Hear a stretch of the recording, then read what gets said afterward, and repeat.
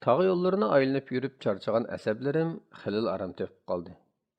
Tağ dalalarda kezip yürüp, asman gümbüzüge texim yakın bolğan edim. Zihnim süzülüp, roşelleşken idi.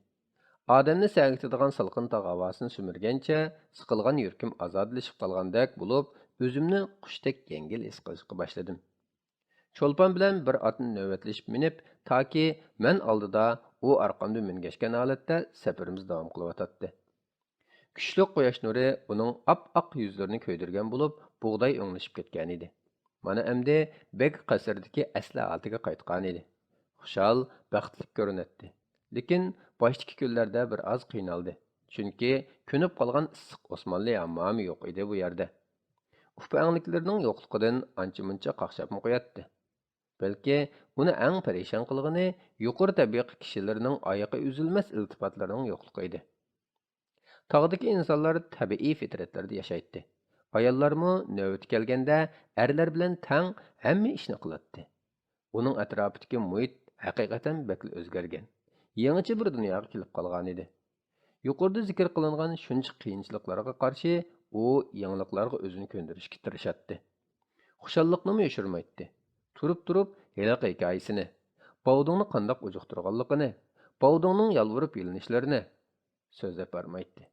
Ishqilib qilgan ishidan faxrlanganligi aniq edi. Uzun so'zilgan mushaqqatli safardan keyin Oltay tog'iga yetib keldik.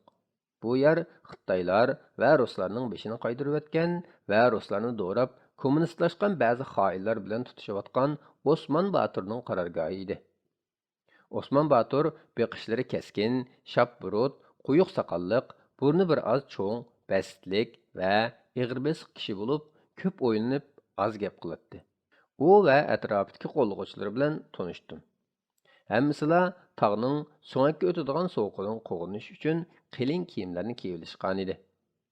Bu erkaklar yillardan beri bo'ron chapqunlarga, dushmanning hiyla nayranglariga, hatto o'lim xavfiga mislsiz jasorat bilan ko'krak kergan botur azamatlar edi. Ularning Allohu akbar sadolari tog'larni larzaga soladi. Tağ qo'zg'olonchilarining bir necha markazi bor bo'lib, men bu markazlar orasida aylanib yurib, xalq orasida ko'rgan anglaganlarimni, dushmanning xalqimizni yo'qotishga qo'llanayotgan vahshiyliklarning tafsilotlarini qo'zg'olonchilarga yetkazatdim. Ba'zida jiddiy harakatlarga qatnashatdim. Razvedka vazifalarini o'taytdim. Oxirgi nishonim Osmon Baturga yaqin bo'lish edi. Chunki aslida men tava bo'lgan va birga jang qilgan sabdoshlarimmo shu yerda bo'lib, u yerda xizmatda bo'lsam, Mansur Durg'i bilanmi uchrasha oldim. Oxiri etimizmi o'lib qoldi. Tog'dagi kichik, aholisi shalong bir qishloqqa kelib tushgan qildik. Havomi xeli yumshab, illib qolgan edi. Bu yizida bir necha kecha turib qoldik. Bu safar qachongacha? Deb so'radi Cho'lpon. Doim safar ustida bo'lamiz. Oldimizmi, keynimizmi safar. Bek charchatdi meni. Urush degan mushundoq, charchsangmi amal yo'q. Men uni demadim.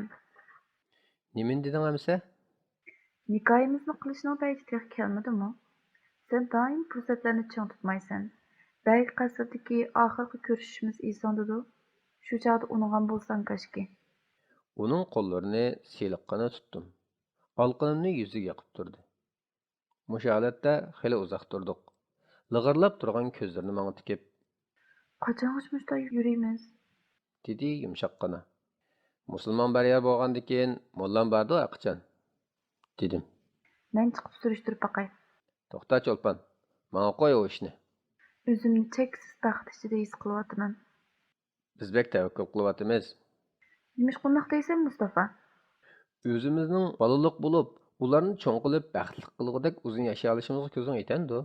U tarafini Allohga qo'y. To'yimiz nihoyat oddiy sodda bo'ldi. Qishloq ahli qatnashdi. Kichik qizlari usul o'ynab, qo'yishlar o'lan aytib, dumbur chiritib degandek qizitib berdi. Yedik, ichdik. 10 kungacha vaqtni unutgan holda hayotning fayzini surdik.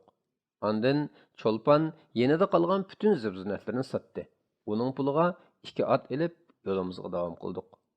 Jinim, uyimizni ash yerga azmatlarning yeniga borgan tutamiz. Ular ballari, ayollari va erlari bor bir butun jamiyat. Ularning butun mashg'uliyati jihad. Jihad hürlük demektir, erkinlik demektir. Bu jang Allah rızası üçün fərz. Öz vətənimizin xo'jasiga aylangan chag'imizda texmi go'zal va ko'rkam hayotga o'lishimiz. Cho'lpon bulutlar bilan qoplangan ufqqa qarab kulimsirab turib Seningcha hozirgi minutlarimizda güzel hayat barmı? dedi. Bor jinim bor. Tinchlik yetib kelgan, islom diyori musulmonlarning qo'liga qaytgan, dushman oldiga qaramay qochganda. Ana shu chog'da biz hayotning fayzini sura olamiz. Haqiqiy baxtning ta'min tetiy olamiz. Biz yuksak qoyalar uchun yashashimiz lozim. İkkimizning orasidagi muhabbatdanmi ulug'vor va yuksak bo'lgan ma'nolar uchun. Shu chog'da butun Turkistonda abadiy so'ygining kuylari yangraydi. Sen, men va sabdoshlarimiz shu muqaddas kuyning go'zalligining va abadiyligining siri bo'lib qolamiz. Mana shu chog'da yer yuzida turib jannatda yashagandek bo'lamiz.